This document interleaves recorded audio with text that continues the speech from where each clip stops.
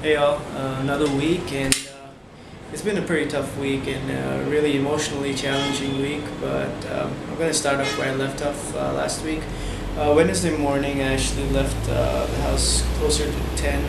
I actually planned to go pay my phone bill, but it turns out the day before the place had a strike, so it was closed. So a lot of people had just come in that day to pay their bills, so there was a huge crowd. I decided against it, and then headed off to go buy a router, but the shop wasn't open yet, so I ended up going and reading my Bible at one of these tea stores, and I made the mistake of sitting outdoors, and I ended up just sweating, so I ended up going to the car and sitting there and turning on the AC and just cooling down a bit, and a few minutes later went to the store and picked up the router for Pastor to set up his network, and actually went to the office and was there with Pastor, and we actually had a meeting with our intern, and a lot of things were uncovered, things that weren't very pleasant, and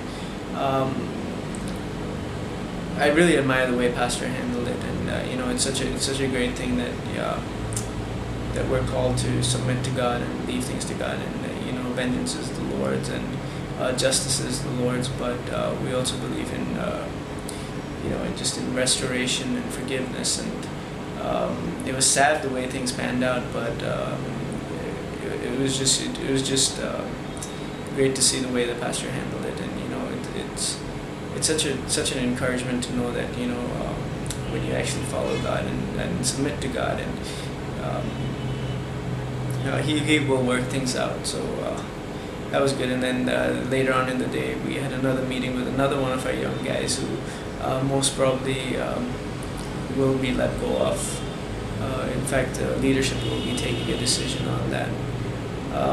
So the day was pretty tough emotionally. I also had a few friends going through different things and just their choices, and one of them in particular who really burdened me. In fact, the last few days I've been just praying and praying and praying, and it's just about life's choices and choosing to follow God and knowing everything but still choosing not to do it, and just escaping from it, saying, oh, I don't know what I'm doing, or I don't want to do it, or I don't want to choose it, and it just goes back to the fact that God gives us the choice to choose Him or not to choose Him, to follow Him or not to follow Him, to obey or to disobey, and true that He's a loving God. He loves us. He's waiting to forgive us, but we have to bear the consequences of all our actions, and it was a tough day that day. In fact, in the evening we had prayer meeting, and I was pretty much tired, so I went back home. Thursday morning, I actually went to the Bible Training Institute, and this was with Pastor and a few people from the church and all. And it was a real great time because they were graduating their first class of women, and there were 10 women who did a 1-month discipleship training course, and they were excited to get out, and they got certificates, and of course I was there taking photographs, and we had lunch there, and then I went back to the office, and our intern actually left that day and went home, and I actually got home after work and had a friend of mine come in and drop by, and he brought a whole bunch of hot wings, so that was good, and I ended up teaching him Uno, and then he got addicted to it, and it took him a while to pick up the game, but once he picked it up, he was like, oh man, I really love this game, and it was great just to spend some time with him and just connect with him. Friday morning, I actually went into the office, and I left in the afternoon to go give some paperwork in for my passport, and then in fact that evening I sat at home and did the paperwork for the transfer of the old car, and the person came and cleared the final payment, and took the papers for the car, and actually drove away in the car, and that night I actually went to one of our youths. Well, he's no longer a youth anymore, he's going to be joining the college and career group, but I went to his place because it was his birthday, and was there for a while. In fact, I borrowed the book from him, 3 Mistakes of My Life by Chetan Bhagat. In fact, it was recommended to me by one of the youth pastors. So I just about started reading that book, but I'll let you know once I'm done with it. On Saturday morning, we had worship practice, and then I went to the office after worship practice, finished printing out stuff, picked up some stuff, and went to the school to set it all up. In fact, I think it works out a lot better. We spend an hour or two over there setting it all up, but save so much more in the morning. And we actually checked out all the air conditioners, and the air conditioners were really good.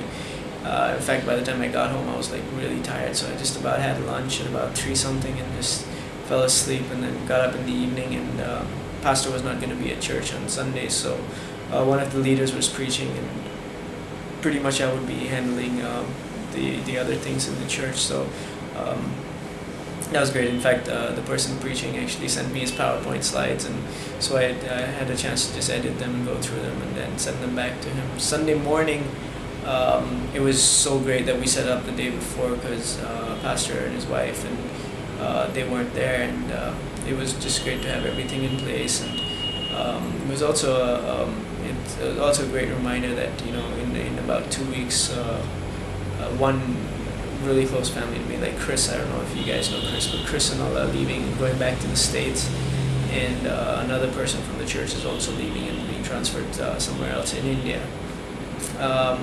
Church was good, and after service that evening, we actually had the youth group, and we looked at Temptation, and it was pretty funny because the guy whose birthday it was, he decided to come to youth that day, and on the way I actually picked him up on the way and made him stop off and buy a cake, and he asked me, "Who's the cake for?" And I said, "Oh, it's one of the youth's birthday," with a real straight face, and he went and picked up the cake and came and sat in the car, and all. Later, when we lit the candles and started singing "Happy Birthday," he was actually looking at whose birthday it was, and we were like, "It's your birthday, you know that." So it was a great laugh, and he was totally taken by surprise. I actually got back home and watched the IPL finals, which was a great game.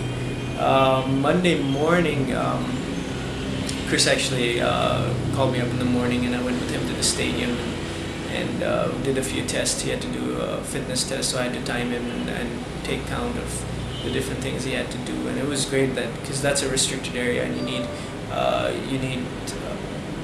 what do you call it? An ID to enter there. But by God's grace, we managed to get in, and I was praying. But we went and spoke to a person over there, and he's like, "Okay, just use the facility, and just if anyone asks you anything, just say, oh, you're just checking out the facilities and you're thinking of joining or something."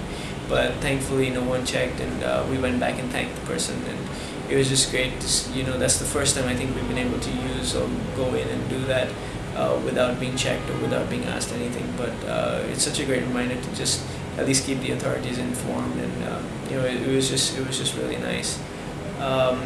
After that, I got home and just went and spent some time with Chris, and then went and picked up my groceries.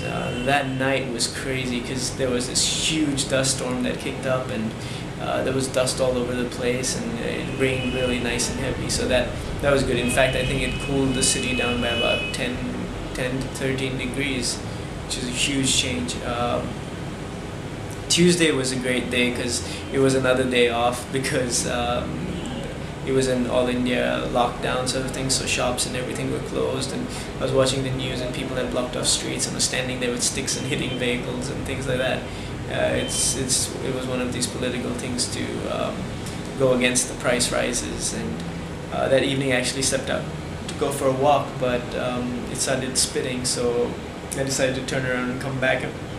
On my way back, I see this car pull in and park, and a guy get out, and I look at him, and he turns out he was one of my classmates. So he said, "Hey, if you're not doing anything, why don't you come and hang out?" So I hung out with him and two of his friends. One is actually a colleague, the other one is an ex-colleague, and I just went and hung out at on his friend's terrace, and this is probably in the same block where I stay, but about a few streets, about 5-7 minutes walk from my place. But it was really a great time to just catch up with him, and another friend of ours came later on. But the thing that really stood out to me was, we were talking, they were asking me, "What do you do?" And so I had a chance to explain to them what I was doing and what I felt called to do, and how God was working in me.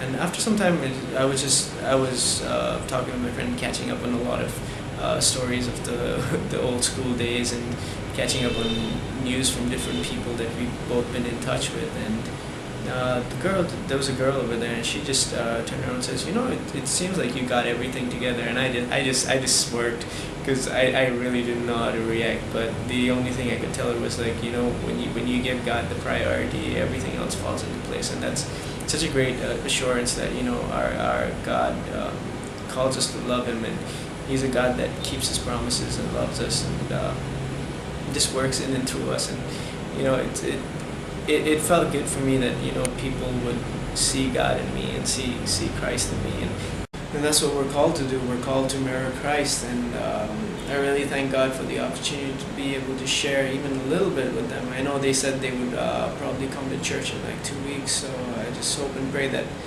they would actually come and just be blessed, and God would just start speaking to them, and that they would see Him for the God that He is, and a God that loves us, a God that cares for us, and a God that's always there for us and wants us and calls us. But I just pray that God would work in their lives, and I pray that God works in your lives and uses you in a mighty way for His kingdom and His glory. Have a great week, and God bless.